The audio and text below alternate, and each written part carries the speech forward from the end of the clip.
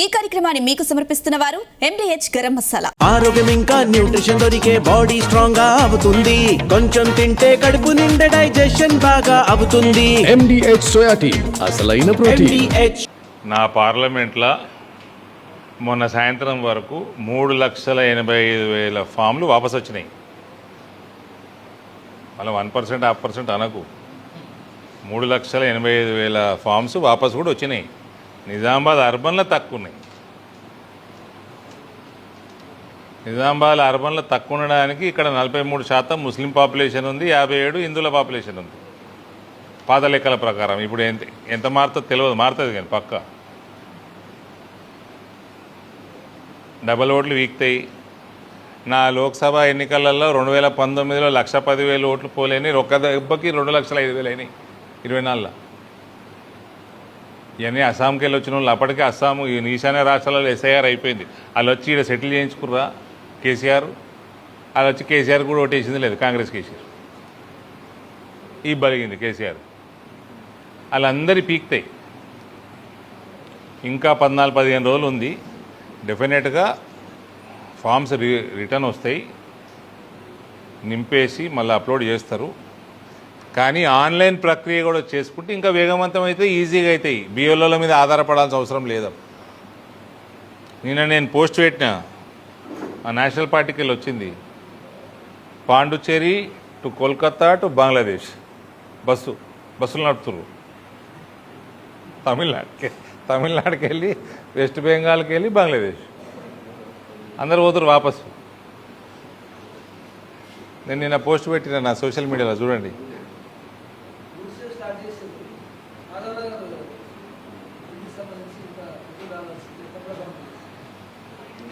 మొన్న నా selfie videos తీసి కూడా సిగ్గురాలే కాంగ్రెస్ వాళ్ళకి.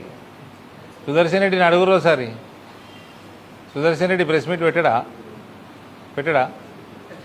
పోయి ఇంటికి పోయి తీసుకొని ఇంటర్వ్యూలు ఏంది సంగతి అని.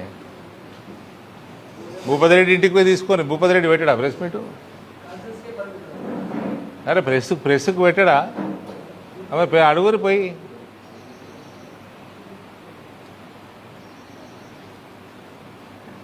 ఇక మేము రోడ్డు మీద దిగే టైం దగ్గరకు వస్తుంది, అంత లోపల వీళ్ళకి సిగ్గు వచ్చి ఏమైనా చేస్తారేమో అని వీడియో తీసి పెట్టిన, సెల్ఫీ వీడియో.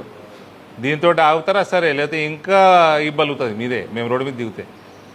అది కూడా దగ్గరకు వస్తుంది ఆ టైం కూడా. ఇంకా పసుపు బోర్డుకి ల్యాండ్ ఇస్తలేరు.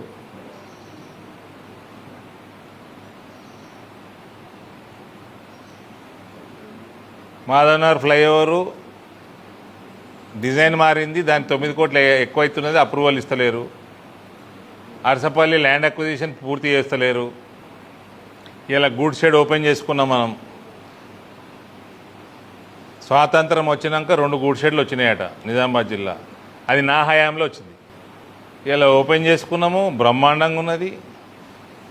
బ్యూటిఫుల్ ప్రోగ్రామ్ రైల్వేస్ చేసిండ్రు ఇవాళ. మన రాష్ట్రానికి 20 టైమ్స్ అదనంగా రైల్వేస్ మీద బడ్జెట్ ఎంత పెరిగింది చెప్పినాం అక్కడ. మీకు డీటెయిల్స్ కూడా వచ్చినాయి, రైల్వేస్ కూడా పంపినాయి, నా కార్యాలయం కూడా పంపింది. తెలంగాణకి 40,000 కోట్ల పైన వర్కులు నడుస్తూ ఉన్నాయి రైల్వేస్ సంబంధించిన తెలంగాణలో. మళ్ళీ వీళ్ళు కేంద్రంకి వెళ్ళి పైసలు వస్తలేవు, కేంద్రం పైసలు అంత బిచ్చగాలేనే కాంగ్రెస్లో ఉన్న వాళ్ళ. బిచ్చమాడు కూడా అలవాటు అయిపోయింది వీళ్ళకి. ఆ కేసీఆర్ బిచ్చగాని చేసిపోయినారు. ఆ కేసీఆర్కి ఏమో తెలంగాణ సర్ప్లస్ రాష్ట్రం ఇచ్చింది తెలంగాణ ప్రజలు. ఏమో 7 లక్షల కోట్లు 8 లక్షల కోట్లు అప్పులు చేసిపోయినని వార్తలు చదువుతా ఉన్నాను నేను. ఇక దాని లోన్లు ఇంట్రెస్ట్లు కట్టడానికి బిచ్చం వేస్తున్నారు వీళ్ళు. మళ్ళీ చేసిన వాగ్దానాలన్నీ అవన్నీ తెలిసి చేసిర్రు, ప్రజల్ని మోసం చేసిండ్రు వీళ్ళు. అందుకని ఇలా నానా తిడుతున్నారు గ్రామాలలో పోతే కాంగ్రెస్ వాళ్ళు.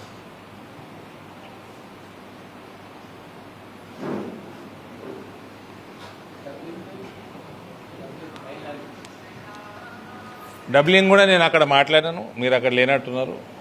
ఆల్మోస్ట్ మన ముత్కేడు దోన్ అంతే కదా, మొత్తం ఆల్మోస్ట్ కంప్లీట్ అయింది. మన దగ్గర కూడా వర్కులు చాలా ఫాస్ట్ కొనసాగుతున్నాయి. 15-16 కిలోమీటర్లు కమిషన్ కూడా అయిపోయింది.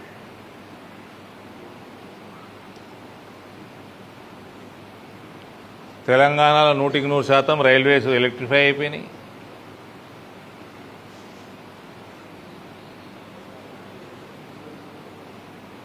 ఎక్కడ అవసరం ఉంటే అక్కడ ఆరోపీలు వస్తున్నాయి.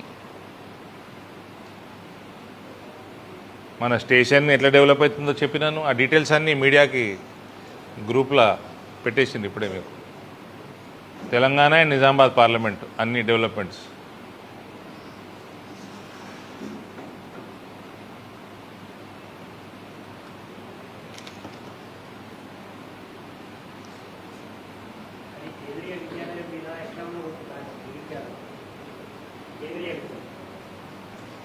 ఏదో ఆదివారం రోజు ఫౌండేషన్ స్టోన్ వేస్తున్నారు అని వినబడతా ఉంది.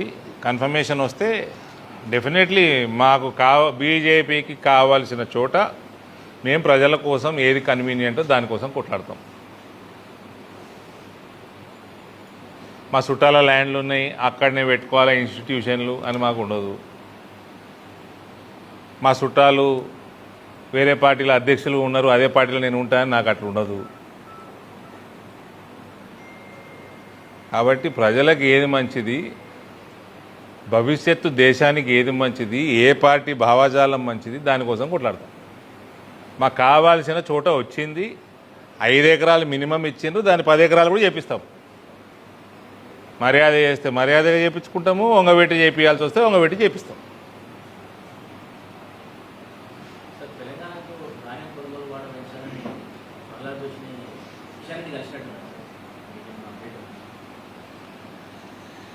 నేను నిన్న మీ వార్తలలో చూసిన రఘునందన్ రావు గారు ఢిల్లీకి పోయినరు, ఇతర నాయకులు ఢిల్లీకి పోయినరు, ఎమ్మెల్సీలు ఉండే. అక్కడ పోయి తెలంగాణ నుంచి ఎక్కువ కొనాలి అని, ధాన్యం కొనాలి అని రిప్రజెంటేషన్ ఇచ్చిండ్రు. కిషన్ రెడ్డి గారు వాళ్ళని తీసుకుపోయి ప్రహ్లాద్ జోషిని కలిసిండు, ప్రహ్లాద్ జోషికి రిప్రజెంటేషన్ ఇచ్చిండ్రు. ఇదంతా బీజేపీ రైతుల కోసం చేయాల్సింది చేస్తారు. కానీ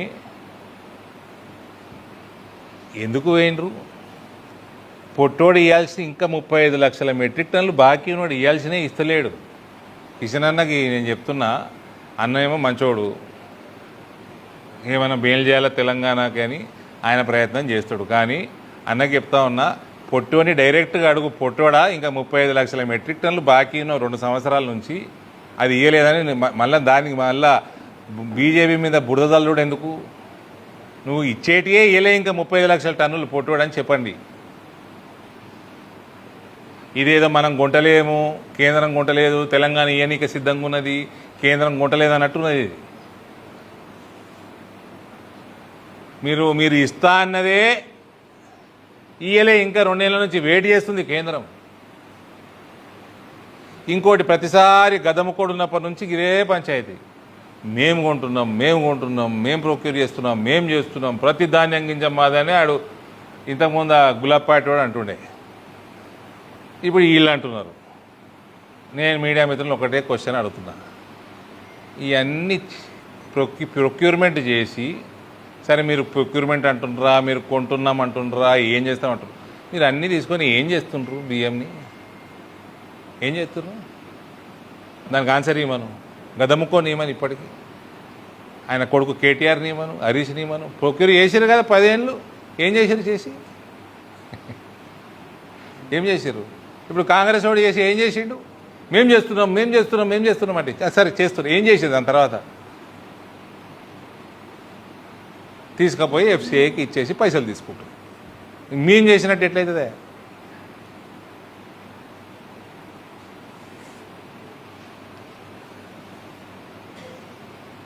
దానికి కమిషన్ కూడా ఇస్తున్నది కేంద్రం, ఆ మొత్తం ప్రక్రియ చేసినందుకు.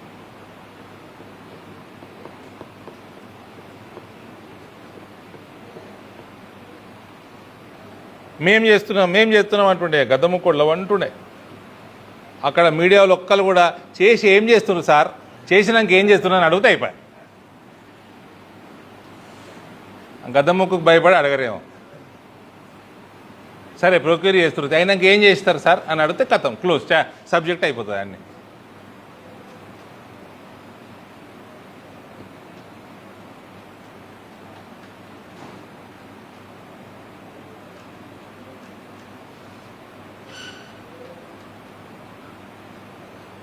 బీజేపీ శ్రేణులందరికీ చెప్తున్నా, బియ్యం విషయం వచ్చినప్పుడు కిషన్ అన్న కేంద్ర మంత్రి, ఆయన టైం వేస్ట్ వద్దు.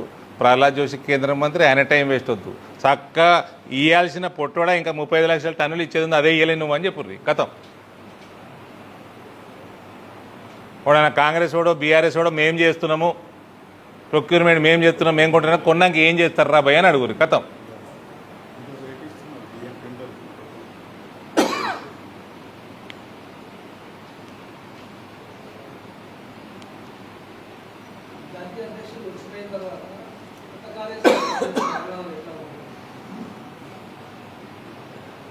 Telangana will be a cake walk for Bharatiya Janata party next time. నేను భువనగిరిలో పార్టీ ఒక కార్యక్రమం ఇవ్వమంటే అక్కడ మీడియాతో మాట్లాడుకుంటా అన్న నా గడ్డ మీద నేను అనాలి,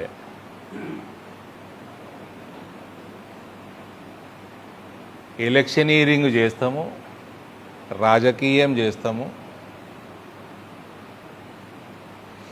ఏమి చేయగలుగుతామో మొత్తం చేస్తాము న్యాయబద్ధంగా.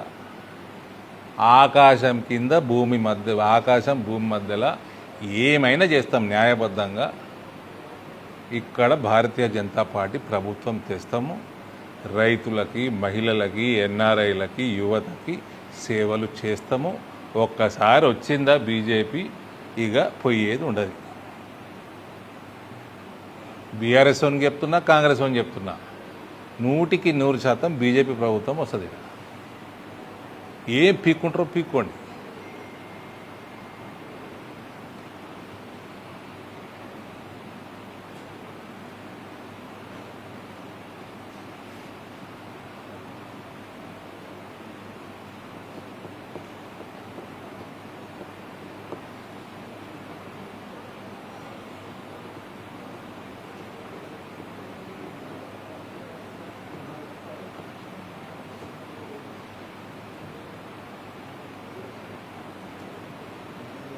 సింగరేణి నల్ల క్రీడానికి సంబంధించి వడ్డీ విక్రమార్క కేంద్రం రాష్ట్రానికి కూడా ఇవ్వాల్సింది సంప్రదించలేదని ఒక కామెంట్ చేసినారు. పోయి పెద్ద మనిషి పోలేదు, వాళ్ళు హిందీలో చెప్పుకుంటారు, నాకు అర్థమై ఉండదు.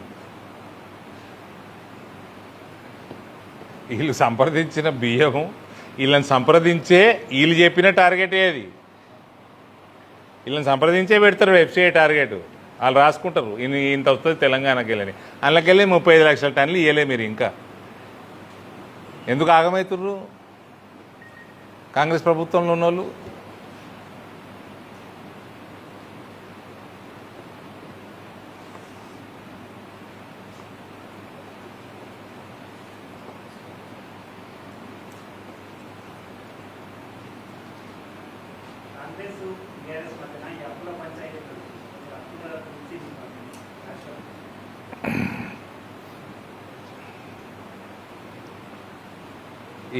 నాకు తెలిసిన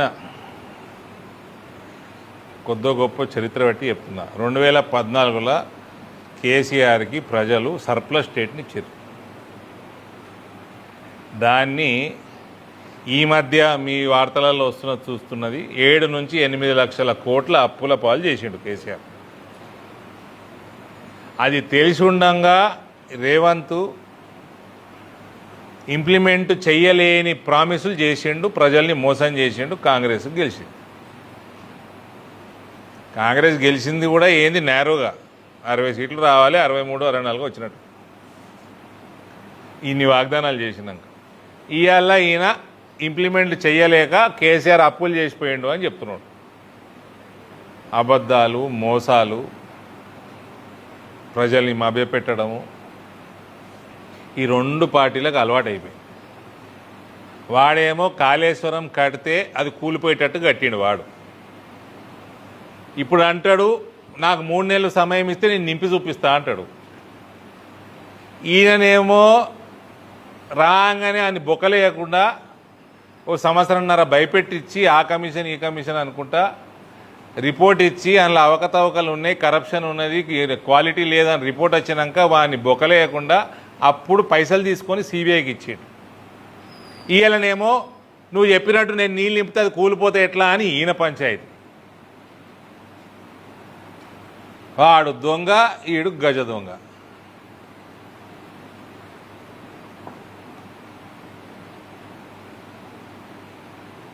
ఇప్పుడు మీరు అందరూ అవగాహన ఉన్నోళ్ళు కదా అంతా, అలా నీళ్ళు నింపే రిస్క్ తీసుకోవాలన్నా తీసుకోవద్దా?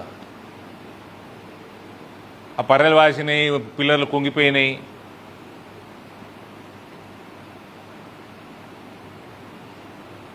అలా కుంగిపోయినట్టు కట్టినవన్నీ బొక్కలేనా లేదా?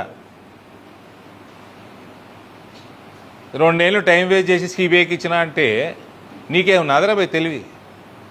భూమికి 4 అడుగులు లేవు.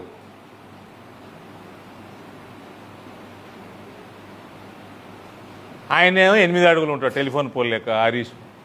నాకు సమయం మీద నేను నింపుతా అంటాడు. వీడేమో నువ్వు నింపితే కూలిపోతే ఎట్లా రాబాయి, కూలేటట్టు కట్టింది నువ్వు కానీ వీడు అంటాడు.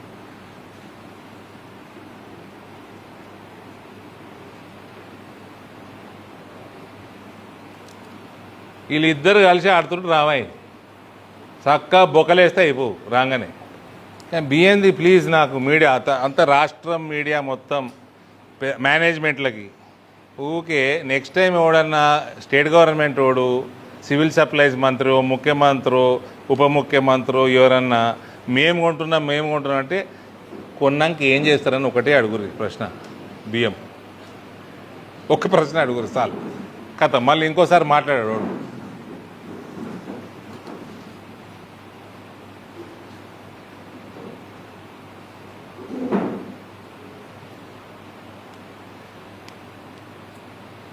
యాజమాన్యాలు రిపోర్టర్లు ఫ్రీగా వదిలేదు.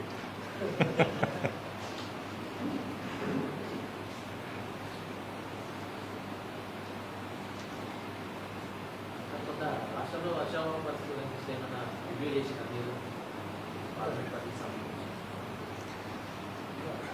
ప్రస్తుతం పరిస్థితి అయితే చాలా దారుణంగా కనబడుతూ ఉంది. నాకు కేంద్రీయ విద్యాలయం నుంచి రిప్రజెంటేషన్లు వచ్చినాయి. వాళ్ళ ప్రిన్సిపల్ వాళ్ళందరూ వచ్చారు. అక్కడ స్కూళ్ళల్లో కూడా మంచినీళ్ళు సరిగ్గా సప్లై చేయని పరిస్థితి ఉంది. అంటే ఒకటి సరే వర్షాలు పడతలేవు, ఒకటి ప్రీ ప్లానింగ్ లేదు, వాటరు ఇరిగేషన్ పక్కన పెట్టండి, ఏ డిపార్ట్మెంట్లో వీళ్ళకి ప్లానింగ్ లేదు, ప్లానింగ్ మీద దృష్టి లేదు, రివ్యూలు లేవు. అసలు అడ్మినిస్ట్రేషన్ మీద రేవంత్కి పట్టు శూన్యం.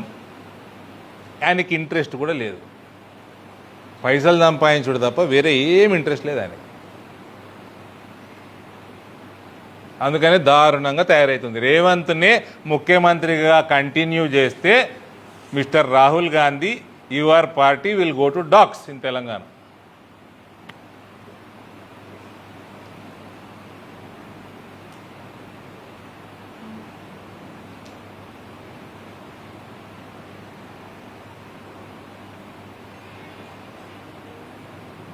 నట్టేట ముస్తాడు రేవంత్ కాంగ్రెస్ పార్టీని, అది పక్క.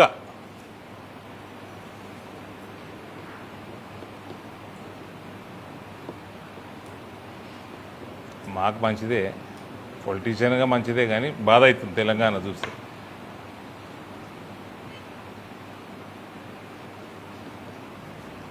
ఆయన ఏదో ఎగురుతున్నాడు బాగా. ఆయన ఆల్రెడీ ముఖ్యమంత్రి అయిపోయినా అనుకుంటున్నాడు, కేసీఆర్ కొడుకు.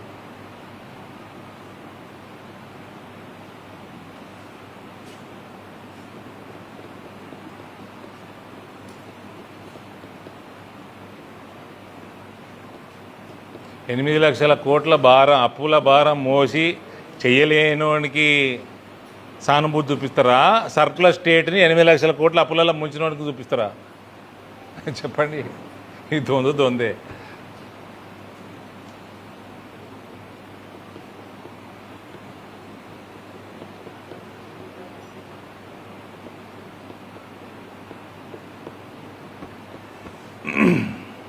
ఇంకేమైనా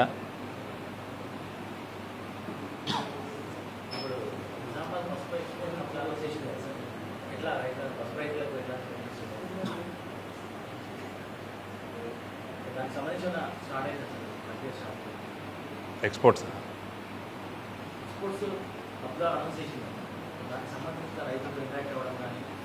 ఇక్కడ నిజామాబాద్ ప్రాంతంలో పండే పసుపులో ఎక్స్పోర్ట్స్ పెరుగుతాయి, ఇది అన్న డౌట్ ఏం లేదు. కానీ అందులో మేజర్గా హర్డులు మందులు కొట్టడం తగ్గియాలి. ఆర్గానిక్ సర్టిఫికేషన్ వైపు, నేను పూర్తి ఆర్గానిక్ అంటలేను, ఆర్గానిక్ సర్టిఫికేషన్ వైపు రైతులు అవగాహన తెచ్చుకొని ఆ రకంగా పండిస్తే చాలా బెనిఫిట్ ఉంది. ఇక్కడ ఇవాళ ఓపెన్ చేసిన గూడ్ షెడ్ ద్వారా చేంబర్ ఆఫ్ కామర్స్ వాళ్ళు దాని మీద దృష్టి పెట్టాలా. ఇక్కడ రైతులకి, ఇక్కడ ఉన్న వ్యాపారవేత్తలకి, ట్రేడర్లకి బ్యూటిఫుల్ గేట్వే ఓపెన్ అయింది ఇవాళ. భవిష్యత్తుకి, ఈ ప్రాంత భవిష్యత్తుకు కూడా మంచి గేట్వే ఇది. ఆల్మోస్ట్ ఇప్పుడే ఇమీడియట్ ఇప్పుడు రైట్ నౌ 17 రేకులు అన్లోడింగు, 12-13 రేక్స్ లోడింగు, అంటే దాదాపు 30 రేక్స్ నెలకి అనే యావరేజ్ ఇప్పుడే జరుగుతుంది అది పని. వాళ్ళు కూడా ఎక్స్పెక్ట్ చేయలేదు నిజామాబాద్ గుడ్ షెడ్ ఇంత తొందరగా ఇంత పికప్ అవుతుందని. అంటే this lot of scope. Thank you. ఈ కార్యక్రమాన్ని మీకు సమర్పించిన వారు ఎండిహెచ్ గరం మసాలా, MDH దమాలు, దాల్ తడకా మరియు మష్రూమ్ మసాలా. MDH తో భోజనం ఎల్లప్పుడూ రుచికరం. MDH సదా మీకు కొత్త రుచినివ్వడానికి తయారుగా ఉంటుంది.